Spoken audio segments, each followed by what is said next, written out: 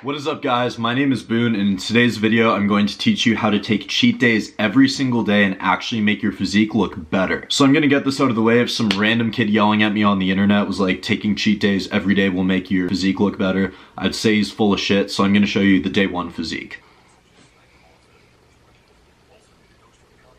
Moving on, here's my physique on day 10 of cheat every day.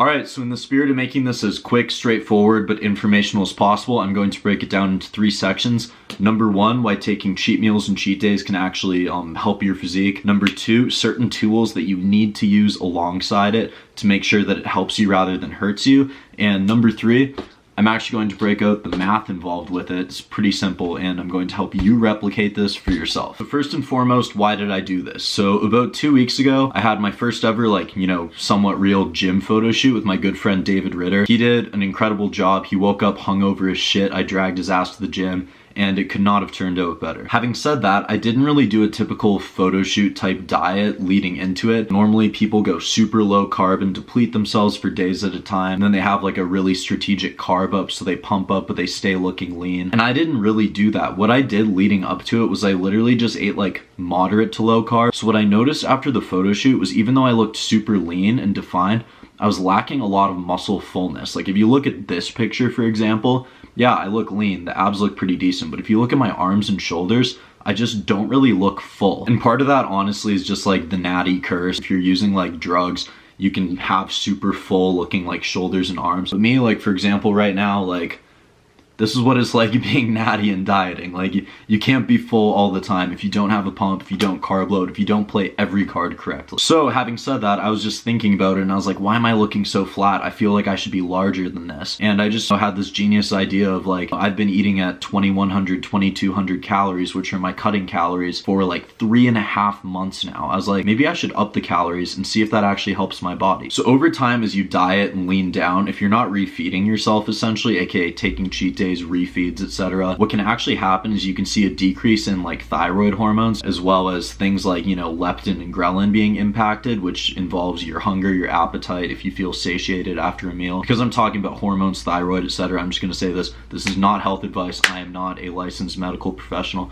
This is my anecdotal experience. I hope that's good enough disclaimer. Anyway, so where cheat meals come in and actually help that is by, giving yourself a bunch of calories, carbs, etc., you can actually kind of see a rebound in your thyroid levels, as well as regulation of leptin and ghrelin. So pretty much what I'm saying is you increase calories, carbs, etc. You kind of get your hormones back in place. All right, so second of all, I'm going to get into those tools that we're talking about. That is things you need to implement, take advantage of in order to actually make cheat meals or cheat days, if you take full cheat days, actually help you rather than just make you pack on a ton of fat. All right, so tool number 1 is intermittent fasting. No, I'm not going to drop some like kinobody training program on you. Now there's debates on the health benefits of this. I think it's actually pretty promising.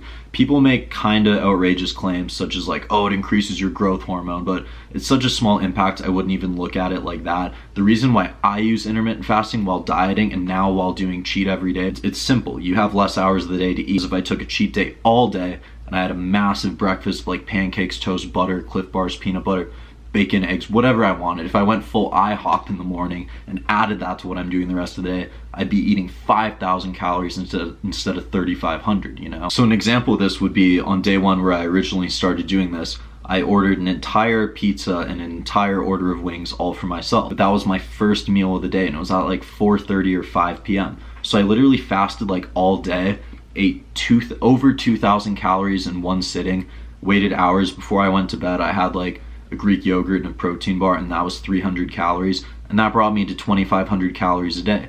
So as much as it was a cheat day, I ate an entire pizza, entire order of wings, ranch, everything all to myself. I ended at 2,500 calories because I fasted the rest of the day, which is my maintenance level calories essentially. Now the second piece of the puzzle is manipulating your activity levels.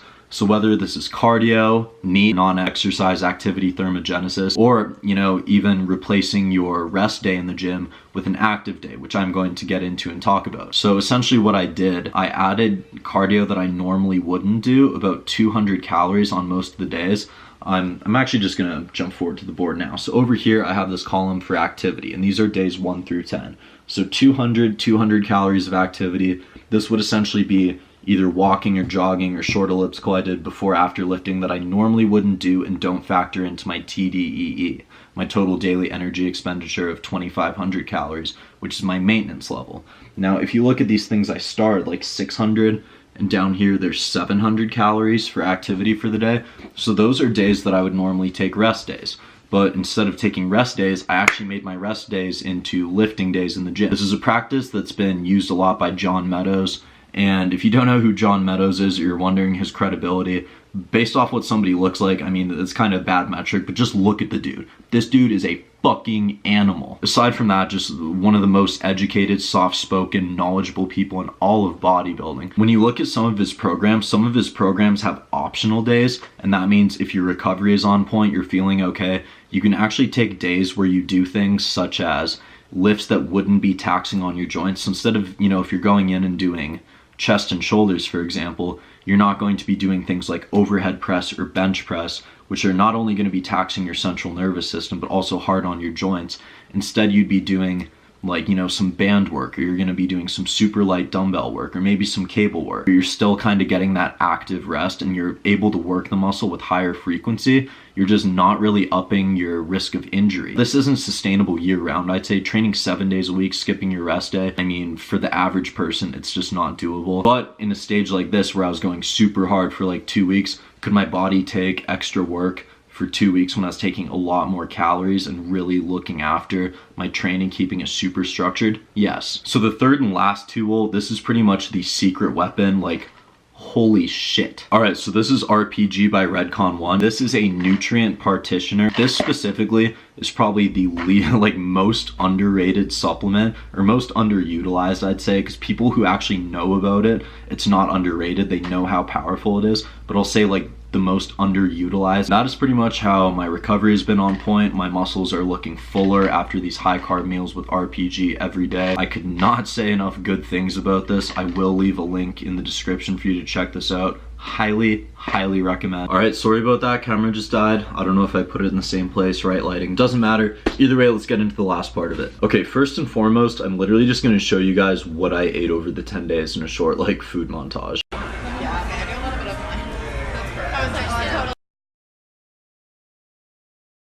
Yeah, so that's like a lot of food, right? So I laid out my calories for all 10 days in a row. I laid out the calorie surplus for all 10 days in a row. I listed out my activity levels above and beyond the average of what I would do. And I created a net difference between my calorie surplus as well as my activity levels. So first and foremost, let's talk about maintenance calories. So your TDEE, your total daily energy expenditure, is how many calories you can eat every single day without gaining nor losing weight. Because I was at the end of a diet, my maintenance is about 2,500 calories. Normally it'd be a little bit, when I'm heavier, it's a little bit higher up, like I can maintain it 2,800-ish. But toward the end of a diet, 2,400, 2,500. I just went for 25. Over the course of calories, that first day that I was talking about with the pizza, 2,500 calories. Up there, I slightly upped the calories the next couple days, 27, 28, 28, and then I ate at 3,000 calories for a couple days. And then from there, the last 3 days, I went all out. And as you see, I ate 4,000, close to 4,000, and then 4,000 calories, for a 10-day total of 31,000 calories. So it actually only averages out, like on average, 3,100 calories a day. But that's a pretty big difference compared to what I was eating, which was 2,100 or 2,200 calories a day. That's equivalent to an extra 1,000 calories a day. No ramping up, no reverse dieting, anything like that. So over here I have the surplus column, which is pretty much just how many calories above 2,500 that is. You can see the surplus for some day doesn't exist, it's just 0. But for other days, like at the end, it's literally a surplus of like 1,500 calories per day.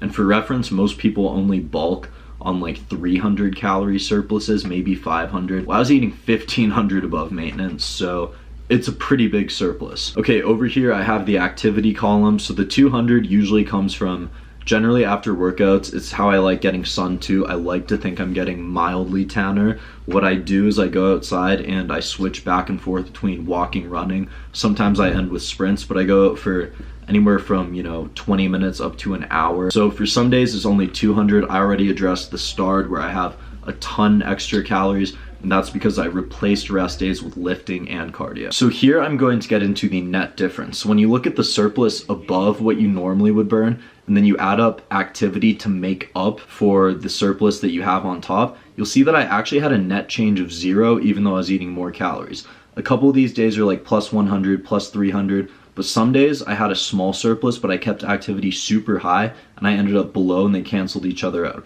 So the interesting thing about this is if you look at the very first week, the first 7 days, the net for the first 7 days actually balances out to 0 in the very end. So technically, I kind of had like big cheat meals or entire cheat days, just extremely overreached in terms of activity, made lifting harder, added a lot more cardio than I'd normally do. And after a week of cheat days, I literally balanced out essentially at 0. Now, why I went all ape shit on the last 3 days was I figured it'd just be interesting for the experiment. So if you look at the net down here, you know, I have 800, 1,000, 1,200, but at the end of the day, over a net of 10 days of cheating, you leave me at about, so we had 31,000 calories in total at the beginning, a total surplus of 6,000, 3,000 activity that I normally wouldn't do. That leaves me of a net of 3,000 calories. And what's really interesting about this is it's kind of like general consensus among people that roughly 3,500 calories of surplus equates to 1 pound of like weight gain. My before, I was 168 pounds. My after, I was about 171, 172. But a lot of that is probably water retention when I'm eating massive volumes of food, and they're super salty as well. I wasn't eating super nutritious all the time. You know, I gained probably like just a pound of fat essentially. I gained such a minimal amount of fat, even though I was eating way higher calories. I also had the extreme added benefit of having so much more fuel in me, so I was able to train harder. I got to refill my body with that glycogen that I was depleting myself of, so my muscles look fuller. So in just 10 days, essentially to conclude, I pretty much gained a pound or 2 pounds. I look miles better, I feel miles better, I get to eat the foods that I love, I'm performing better in the gym, I'm getting better pumps, I'm in a better mood, I'm putting up more weight in the gym. So if you've been dieting for a long time, you're getting tired of it, instead of just going into a full-on dirty bulk, you can actually technically do a halfway dirty bulk and kind of cheat every day but be intuitive, obviously within reason. Like once again, a single meal at the Cheesecake Factory probably be like 4,000 calories. If you ate the rest of the day, maybe you'd be eating 5,000 to 6,000. And by following a creative approach like this, it's kind of a lean bulk recomp, fill yourself up, you know, take advantage of things like fasting, the nutrient partitioners. You can train harder. You could stay lean for longer periods of time. You could recomp over a long period of time. You could do it cyclical like I did, where some days you're eating at maintenance, some days you just go wild at 4,000, you balance out. You know, this is not that bad of a pace. My body's feeling good, it's performing well. I think the cheat every day diet or plan or whatever the fuck you want to call this, I think it's a pretty good approach. So once again, if you made it this far, I am incredibly grateful that you watched me sit here and talk and point at random numbers on a whiteboard. That shit actually means the world to me. So pretty much I'm gonna stop rambling. What I'm getting at is new videos are coming soon. Hopefully they're getting better and better, more entertaining, more informational even. Maybe you guys can replicate this approach, eat all the shit you want and still look good. That's pretty much what I'm trying to get at here. So subscribe for all the videos coming. If this helped you out, or if you even found it interesting, I would like greatly appreciate a thumbs up on it. Thank you guys so much for watching.